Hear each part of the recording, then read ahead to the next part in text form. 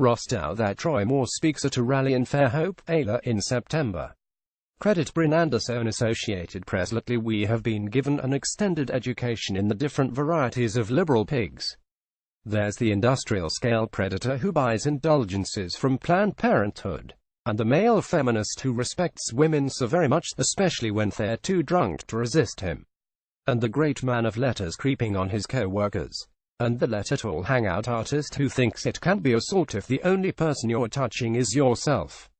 But this week our era of exposure has reminded us that cultural conservatism has its own distinctive swine.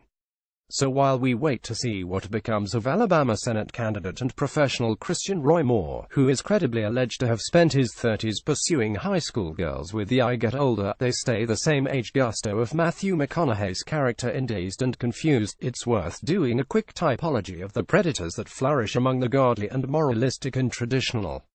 One type is what you might call the rotten patriarch. This is the man who depends on the trappings of spiritual or familial authority to exploit the young and weak, shame them into silence, and preemptively discredit them. The rotten patriarch might be anyone from a handsy pastor or lecherous pillar of the community to the leader of a sect or religious order. And in the defenses of Moore from various Alabama Republicans you can see the way conservative impulses protect this kind of figure, both in the suggestion that a man of his religious reputation should be trusted over his accusers, and in the risible invocation of biblical examples to defend an older man's lust for a 14-year-old girl. But there are other styles of predation that flourish within conservative communities. For instance, there is the burrower, the networker, the institutionalist, the predator who embeds himself within a hierarchical system that protects him because it wants to protect itself. Many Catholic priest abusers fit this pattern. Their clerical authority didn't always keep them from getting chased out of parishes, but they were networked with other predators who helped them skate through to the next assignment, and the larger ecclesiastical entity saw its own self-protection as more important than the punishment. Then finally there is the serial repenter, the creep who relies on the promise of forgiveness to keep his place and his powers and his opportunities to prey again. Here, too, biblical precedents are often invoked in the predator's defense. Didn't King David sleep around? Doesn't every son have a past, every sinner a future? All good Christian wisdom, except that some sinners only want a future where they can return to the same old awful sins. All these predatory categories overlap, of course, and they also overlap with the way predators operate in liberal circles. Harvey Weinstein ran Miramax the same way an abusive religious leader rules his cult. Bill Clinton was both a liberal pig backing feminist causes to buy immunity and a serial repenter in the style of his Baptist youth. A liberal academic eminence grooming disciples to be victims has a lot in common with a man of God who does the same.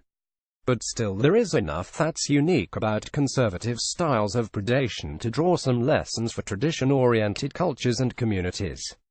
One lesson is that any social order that vests particular forms of power in men needs to do more, not less, to hold the male of the species accountable.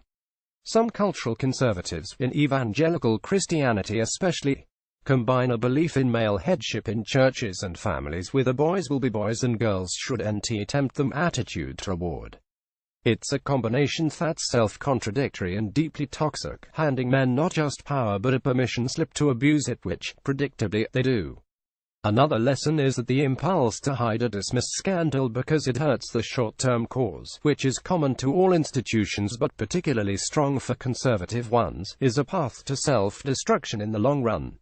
Again, the Catholic Church's abuse experience is a case study. And we may be seeing something similar happen with evangelicals, who decided with Donald Trump and may decide with Roy Moore that in the war against secular liberalism, they simply can't afford to police the morals of the leaders.